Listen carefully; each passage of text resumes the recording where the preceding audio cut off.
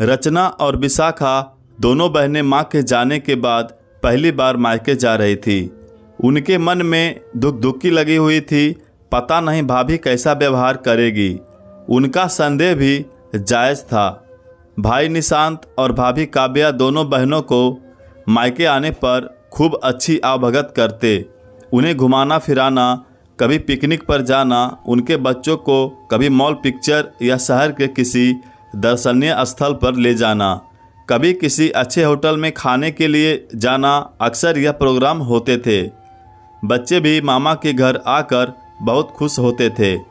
मामी यानी काव्या भी बच्चों के साथ बच्ची बन जाती थी। अपने स्वयं के 2 बच्चे और दोनों ननद के एक बच्चे, चारों बच्चों के साथ वह खेलने भी लगती, गपशप भी करती।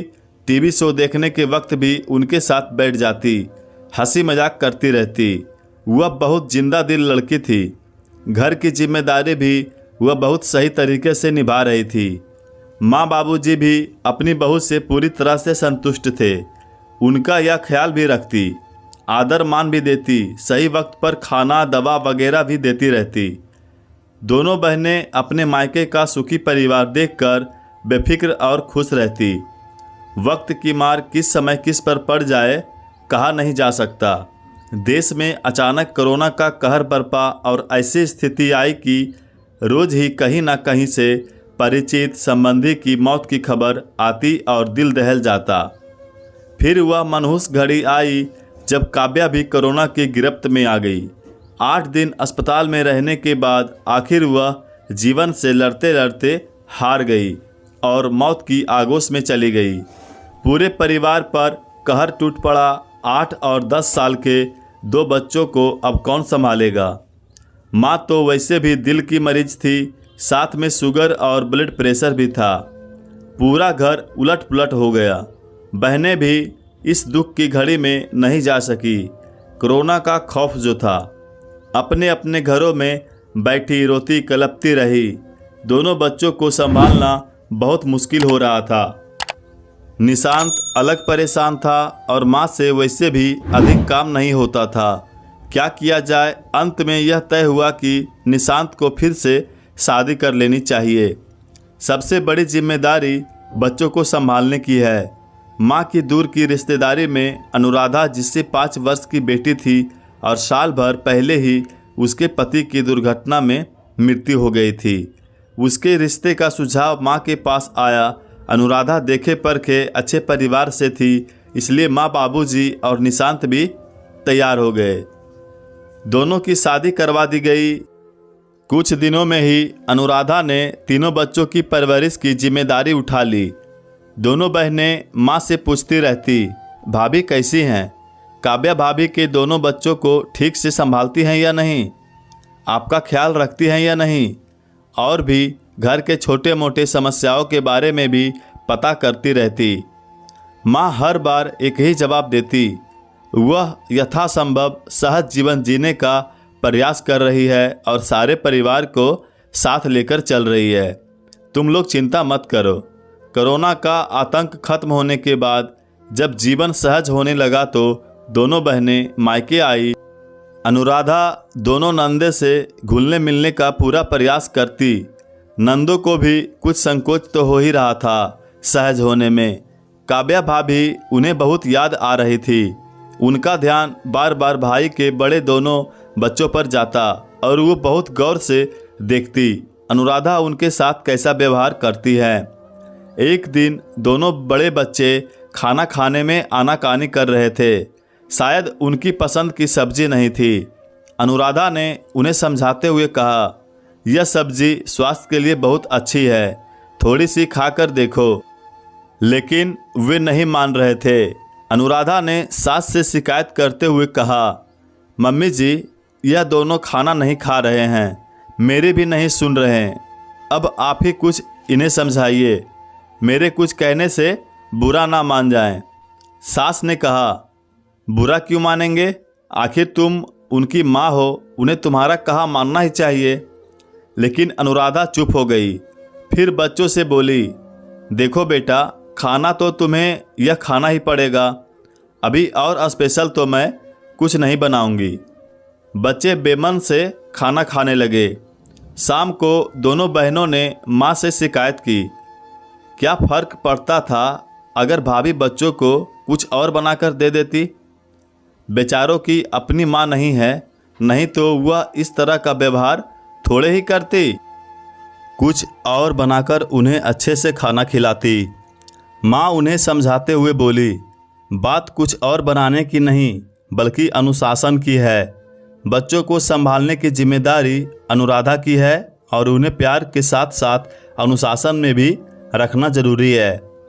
कल को लाड़ से बिगड़ गए बच्चों की जिम्मेदार भी अनुराधा को ही ठहराया जाएगा और उसकी परवरिश पर प्रश्न उठाए जाएंगे। वह बहुत समझदारी से बच्चों के साथ व्यवहार कर रही है और अपने तथा उन बच्चों के बीच किसी तरह का भेदभाव भी नहीं कर रही है, तो हमें उस पर विश्वास करना चाहिए। हमें इस बात का भी ध्यान रखना चाहिए कि वह पहले मायके को छोड़कर ससुराल गई और फिर उस ससुराल में उसका वक्त कैसे बीता हम नहीं जानते। अपने बच्चों के साथ फिर से दोबारा नए घर, नए वातावरण, 2 बच्चों को संभालने की जिम्मेदारी, पति, सास, ससुर सभी की देखभाल करते हुए दोबारा नई जिंदगी शुरू करना, यह सब कितना मुश्किल काम है जिसे वह दिल लगाकर करने की कोशिश कर रही है। बेटियां चुप हो गई। कुछ दिन रहकर वे वापस आ गई। मुश्किल से 2 महीने का समय बीता होगा कि माँ को जबरदस्त दिल का दौरा पड़ा और वो इस दुनिया से विदा हो गई। दोनों बेटियां रोती कलपती अपने मायके पहुंची। उन्हें तो ऐसा लग रहा था कि उनका मायका खत्म ही हो गया। काव्या भाभी से तो वे बहुत दिन से जुड़ी हुई थी, लेकिन अनुराधा से अभी उनके मन के तार नहीं जुड़े थे। हिचक अभी भी बनी हुई थी। माँ के निधन पर अनुराधा भाभी ने अपने सभी कर्तव्यों को बखूबी निभाया। सभी रीति रिवाजों को भी बुजुर्गों से पूछ पूछ कर पूरा किया। काव्या के दोनों बच्चे तो खूब रो रहे थे। उन्हें दादी से बहुत लगाव था। शायद वे मन ही मन अपने आप को अनाथ मानने लगे हो, ऐसा बहनों को लग रहा था। वे बार बार दादी दादी की रट लगाए जा रहे थे। अनुराधा उन्हें अपनी आगोश में लेकर समझा रही थी, बेटा मैं हूँ ना तुम्हारी माँ, तुम्हें काहे की फिक्र है? मैं तुम्हें वह सब कुछ दूंगी जो दादी देती थी। 13वीं तक दोनों बहनें यहाँ रही। उन्होंने देखा कि अनुराधा भाभी दौड़ दौड़ कर सभी कार्य कर रही हैं, हर एक की ज़रूरत का ध्यान रख रही है, परिवार के सभी सदस्यों को भी संभाल रही है। ससुर, पति, नंदे, बच्चे सभी को सांत्वना देने के साथ साथ उनकी ज़रूरतों को भी पूरा कर रही थी। अगले दिन दोनों बहनें अपने घर लौट गई। हर सप्ताह फ़ोन पर कभी भाभी कभी भैया से बात कर लेती और बच्चों तथा बाबूजी के बारे में जानकारी लेती रहती। कुछ समय बीत गया। इस बार छुट्टियों में जब भैया ने दोनों बहनों को मायके आने के लिए आमंत्रित किया तो दोनों के मन में कुछ संकोच हिचक हो रही थी। पता नहीं अनुराधा भाभी उनके साथ कैसा व्यवहार करेंगी। हालांकि 2-3 बार जब भी वे गई उनके साथ बहुत अच्छा व्यवहार किया, लेकिन फिर भी कहीं ना कहीं उनके मन में काव्या भाभी और माँ की याद ने स्थान बना रखा था। दोनों बहनें 10 दिनों के लिए इकट्ठी ही वहाँ पहुँची। अनुराधा भाभी ने उनकी बड़े प्यार से आवभगत की। जिस प्रकार काव्या भाभी उन्हें घूमने फिरने, पिक्चर मॉल, होटल लेकर जाती थी, ठीक उसी प्रकार अनुराधा भी उन्हें हर जगह ले जाती। साथ में अक्सर भाई भी रहता था। दोनों बहनों को महसूस हो रहा था मानो काव्या भाभी और अनुराधा भाभी के बीच कोई अंतर ही ना हो। शायद भैया ने ही उन्हें सब कुछ समझा दिया होगा और वह उसी प्रकार व्यवहार कर रही है। दोनों बहनों को बहुत सुकून महसूस हुआ। उसके बच्चों के साथ भी अनुराधा का व्यवहार बहुत अच्छा और सकारात्मक रहा। 10 दिनों का समय कैसे बीत गया पता ही नहीं लगा।